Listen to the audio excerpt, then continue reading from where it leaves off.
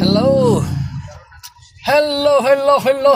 Sa 70 metro, lumiko bigla sa kanan. Mga kagulong at mga lods.